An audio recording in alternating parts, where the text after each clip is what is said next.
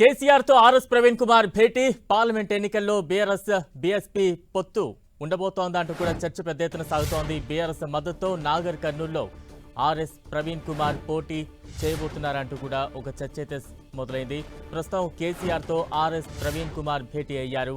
Parliament ఎన్నికల్లో BRS BSP పొత్తు ఏమైనా పడవబోతోందా అంటూ కూడా కొన్ని ఊహాగానాలు అయితే పెద్ద ఎత్తున సాగుతూ ఉన్నాయి.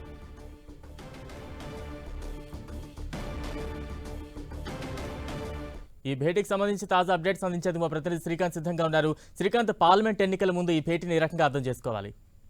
బలరాం, పార్లమెంట్ ఎన్నికలకు ముందు బీఆర్ఎస్ పార్టీలో వేగంగా రాజకీయ పరిణామాలు మారుతున్నాయని చెప్పుకోవచ్చు. కొద్దిసేపటి క్రితం బీఎస్పీ అధినేత రాష్ట్ర అధ్యక్షులు ప్రవీణ్ కుమార్ ఆర్ఎస్ ప్రవీణ్ కుమార్ బీఆర్ఎస్ అధినేత కేసీఆర్తో భేటీ కావడం జరిగింది.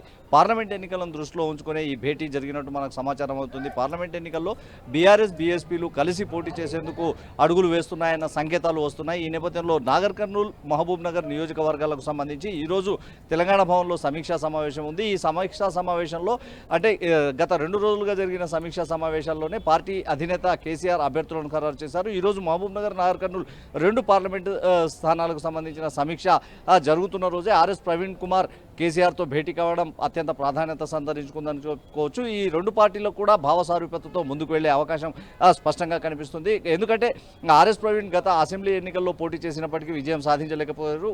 నాగర్ కర్నూల్ పార్లమెంట్ నియోజకవర్గ పరిధిలోని అలంపూర్ నియోజకవర్గం ప్రవీణ్ కుమార్ సొంత నియోజకవర్గం కూడా కలిసి వస్తుందని, ప్రవీణ్కు పార్లమెంట్ ఎన్నికల్లో కలిసి వస్తుందన్న ఒక అంచనాతో బీఎస్పీ నేతలు ఉన్నారు. బీఆర్ఎస్ కూడా నాగర్ కర్నూల్ పార్లమెంట్ స్థానంలో సిట్టింగ్ ఎంపీగా ఉన్న రాములు హఠాత్తుగా పార్టీ మారడంతో ఇక ఆ స్థానంలో కొత్త అభ్యర్థిని వెతికే ప్రయత్నం చేస్తోంది. గువ్వల బాలరాజు పార్టీ అభ్యర్థిగా సిద్ధంగా ఉన్నప్పటికీ బీఆర్ఎస్ బీఎస్పీ కలిసి పోటీ చేస్తే రాష్ట్ర వ్యాప్తంగా కూడా పార్లమెంట్ ఎన్నికల్లో ఈ ప్రభావం ఉంటుందన్న ఒక అంచనా పార్టీ నేతలు వేస్తున్నారు. ఈ నేపథ్యంలో ఇద్దరు నేతలు కూడా భేటీ కావడంతో ఈ భేటీకి అత్యంత ప్రాధాన్యత సంతరించుకుందని చెప్పుకోవచ్చు. ఈరోజు తెలంగాణ భవన్లో అంటే ఆర్ఎస్ ప్రవీణ్ కుమార్తో భేటీ అనంతరం బీఆర్ఎస్ అధినేత కేసీఆర్ తెలంగాణ భవన్కు రానున్నారు. తెలంగాణ భవన్లో నేతలతో జరిగే సమీక్షా సమావేశంలో పొత్తు వివరాలను వెల్లడించే అవకాశం ఉంటుంది. పొత్తు వివరాలపై స్పష్టత ఇచ్చే ఛాన్స్ కనిపిస్తుంది.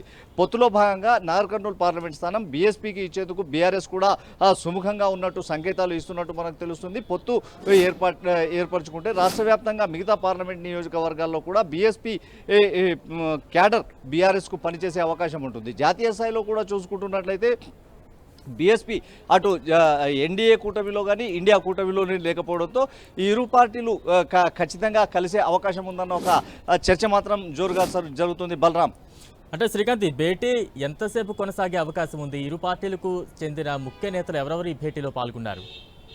అంటే బీఎస్పీకి చెందిన కీలక నేతలు ఆర్ఎస్ ప్రవీణ్తో పాటు పలువురు కీలక నేతలు కేసీఆర్ నివాసానికి రావడం జరిగింది. కేసీఆర్తో పాటు ఒకరిద్దరు నేతలు మాత్రమే బీఆర్ఎస్ తరఫున ఉన్నారు.